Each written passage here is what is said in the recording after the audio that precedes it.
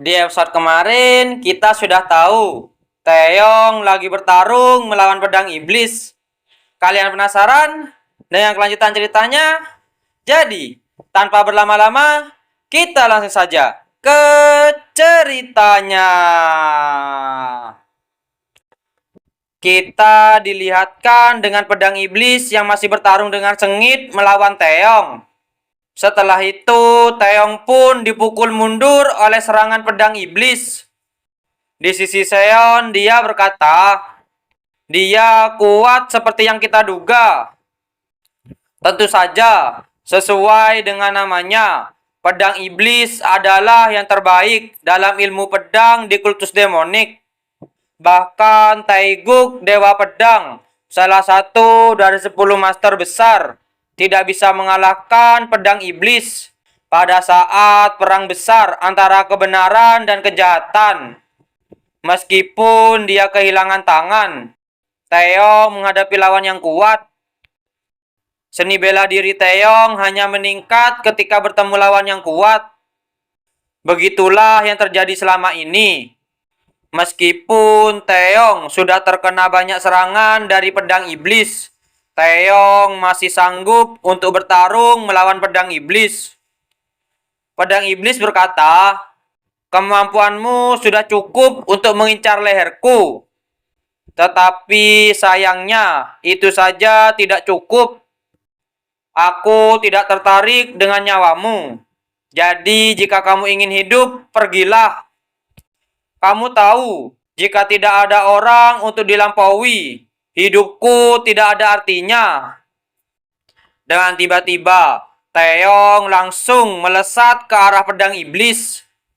Akan tetapi, sebelum serangan Taeyong mengenai pedang iblis, Taeyong sudah terkena serangan dari pedang iblis terlebih dahulu. Seon berkata, kamu tidak terlihat baik-baik saja. Apa aku perlu ada di kondisi seperti ini agar kamu membantuku? Seon bergumam, kenapa aliansi bela diri memberi tugas seperti ini kepada Taeyong?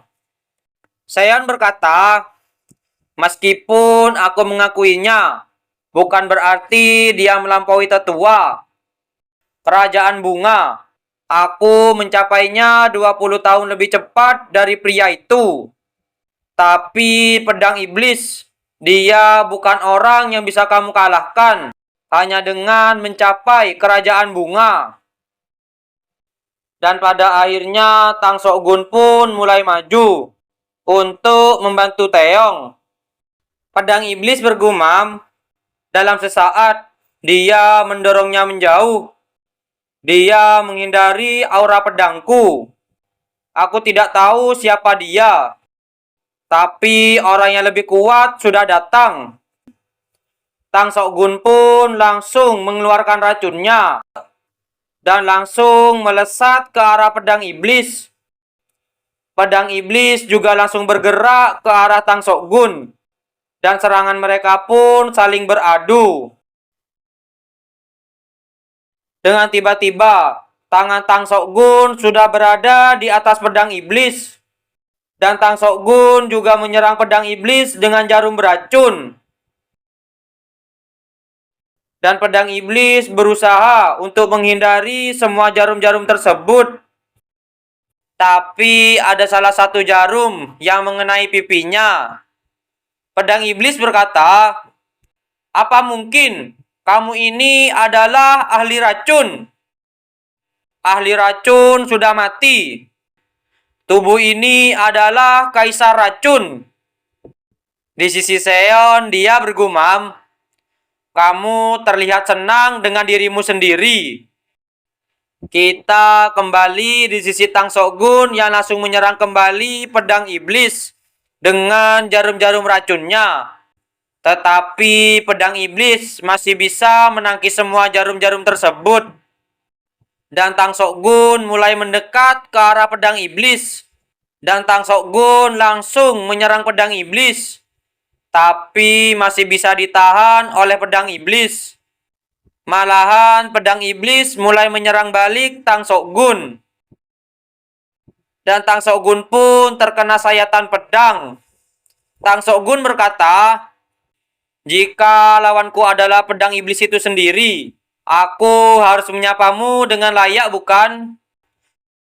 Di saat Tang Sokgun lagi mengumpulkan racunnya, tiba-tiba ada sebuah pedang yang menancap di depan Tang Sokgun. Dan ternyata itu adalah milik Shinwo, ketua sekte vulkanik. Shinwo berkata, "Aku pikir kamu adalah tamu. Maka dari itu, aku memperlakukanmu seperti ini. Tetapi mengapa kamu bertindak tidak sopan di tempatku? Tidak semua gunung Hua milik kultus Hua. Aku hanya melakukan apa yang menjadi kewajibanku. Kalau begitu, kamu bukan lagi seorang tamu."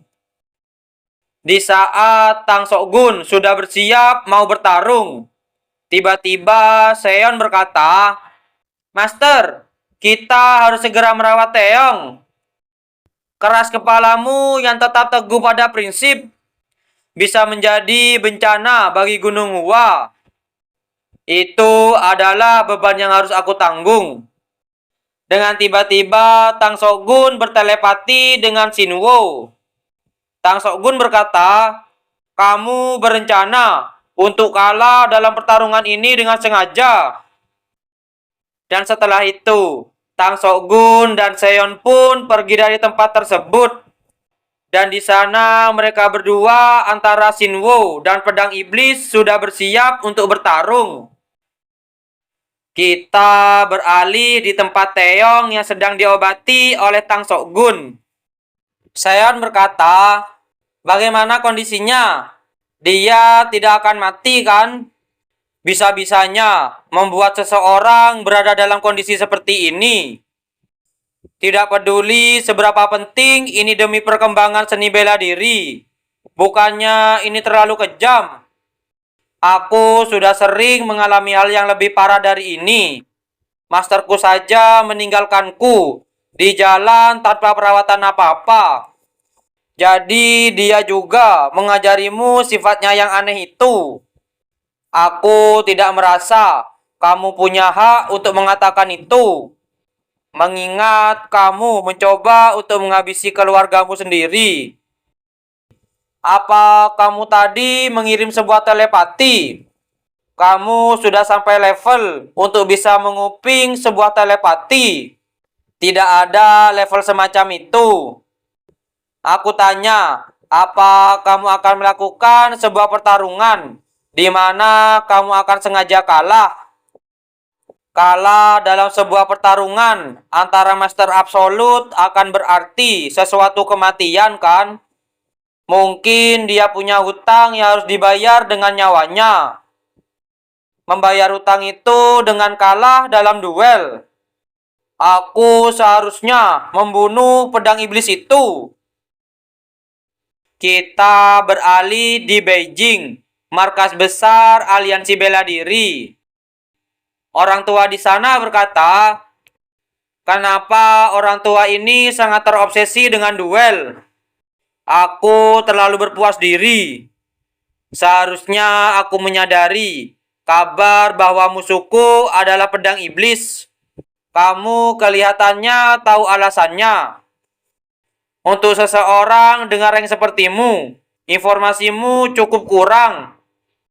Kamu sebaiknya memperhatikan duniamu lebih jauh.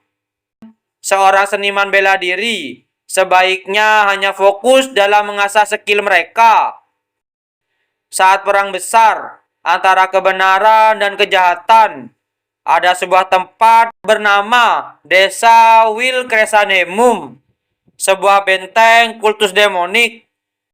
Shinwo membantai sepenjuru desa itu sendiri."